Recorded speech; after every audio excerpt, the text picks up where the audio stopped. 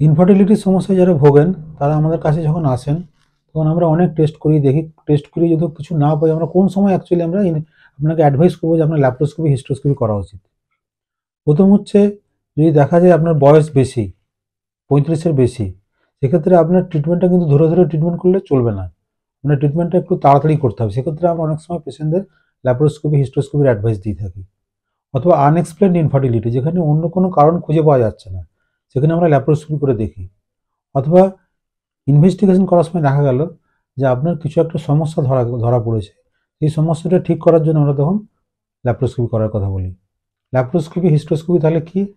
Laparoscopy হচ্ছে আমরা নাভির উপরে একটা 1 সেন্টিমিটার ফুটো করে ওর ভিতরে একটা টেলিস্কোপ ঢোকাই এবং তার ভিতর দিয়ে আমরা ক্যামেরাতে ফিট করে পেটের ভিতরটা পুরো ফিমেল জেনিটাল সিস্টেমটা পুরো দেখতে পাই। যেমন ইউট্রাস দেখতে পাই, মানে জরায়ুটা দেখতে পাই, ফ্যালোপিয়ান টিউব, ডিম্বনালীটা ভালো করে দেখা যায়, ওভারিটা দেখা যায়, এবং অন্য কোনো ফ্যাক্টর আছে কিনা, কোনো পেরিটোনিয়াল ফ্যাক্টর, পেটের ভিতরে এমন কিছু আছে কিনা যার জন্য প্রেগনেন্সি আসছে না, সেসব জিনিসগুলো আমরা পর্যালোচনা করে দেখতে পারি, আমরা নিজস্ব চোখে দেখতে পারি জিনিসটা। দ্বিতীয় হচ্ছে হিস্ট্রোস্কোপি, হচ্ছে একটা জিনিস যেটার মাধ্যমে আমরা নিচ দিয়ে একটা দূরবীনের মাধ্যমে ইউট্রাসের ভিতরটা দেখতে পারি।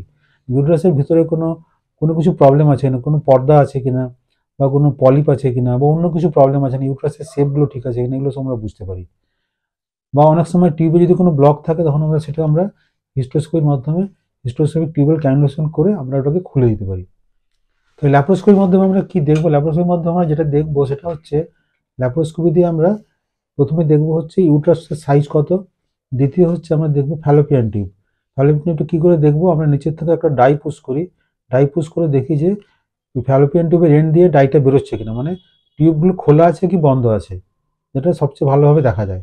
তবে খোলা বন্ধ থাকা মানেই কিন্তু টিউব ভালো আছে সেটা কিন্তু সবসময় বলা মুশকিল।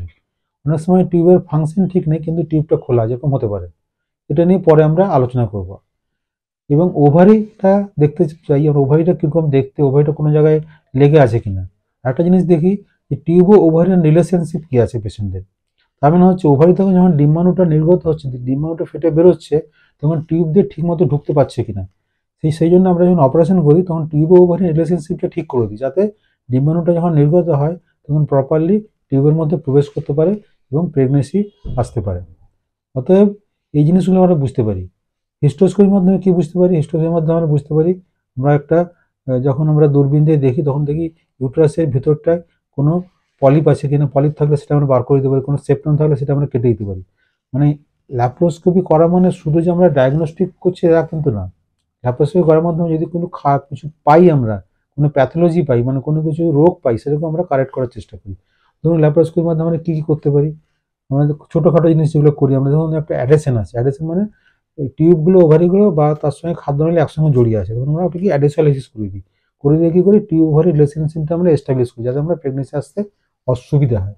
যদি হচ্ছে কোনো এন্ডোমেট্রিয়াটিক যদি ইমপ্ল্যান্ট পাই, তাহলে কী হয়, সেগুলোকে আমরা কেটে দিই, কেটে বাদ দিই, এক্সিশন করে দিই। এক্সিশন করে দিলে তাহলে আপনার প্রেগনেন্সি আসার পসিবিলিটিটা অনেক বেড়ে যায়। তৃতীয়ত হচ্ছে কোনো যদি ওভারিয়ান সিস্ট পাই, তখন আমরা ওভারিয়ান সিস্টেক্টমি করে দিই। তারপরে টিউবের যদি ক্যানুলেশন করার কিছু ব্যাপার থাকে তো আমরা টিউবের ক্যানুলেশন করতে পারি। এইসব জিনিসগুলো আবার হচ্ছে আমরা ডাই টেস্ট করে দেখতে পারি যে টিউবগুলো খোলা আছে কি খোলা নেই। তাহলে আমরা ল্যাপ্রোস্কোপি মানে হচ্ছে এই যে শুধু আমরা দেখে চলে আসলাম ডায়াগনোস লেভেল, তা কিন্তু না।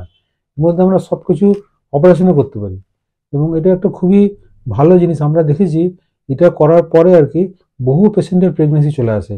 আমরা দেখেছি এন্ডোমেট্রিয়াল যখন আমরা মানে ল্যাপ্রোস্কোপি তখন এন্ডোমেট্রিয়াল স্ক্র্যাচ করি, তখন কিন্তু অনেক সময় দেখা যায় ইমপ্ল্যান্টেশন অনেক বেড়ে যায়, তবে প্রেগনেন্সি আসার পসিবিলিটি পেশেন্টের অনেক বেড়ে যায়।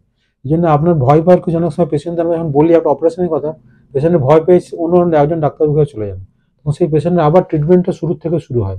এই করে করে ওনার 3-4 বছর নষ্ট হয়ে যায়, একটা মূল্যবান সময় নষ্ট করে ফেলেন উনি। এটা কিন্তু তা না, আপনাকে আপনার ডাক্তারবাবু যেটা বলছে, আপনাকে যেটা বললাম, আপনার যদি বয়স বেশি থাকে বা আপনার কোনো যদি সমস্যা থাকে, তাহলে অবশ্যই আপনাকে ল্যাপ্রোস্কোপি করে দেখতে হবে। এটা একটা খুব সহজ এবং উন্নত পদ্ধতি, যার মাধ্যমে মাত্র একটা ছোট্ট ফুটো থাকে এবং 6 থেকে 8 ঘন্টার মধ্যে আমরা পেশেন্টকে ডিসচার্জ করে দিতে পারি। আপনি 7 দিনের মধ্যে আপনার কাজে যোগাযোগ করতে পারেন এবং বাড়ির সমস্ত কাজকর্ম করতে পারেন। এবং এটা খুবই একটা উপকারী জিনিস। এটা করলে আপনার কিন্তু প্রেগনেন্সি আসার সম্ভাবনাটা অনেকটা বেড়ে যাবে এবং আপনার প্রেগনেন্সির যে ট্রিটমেন্টটা এটাও ত্বরান্বিত করা যাবে।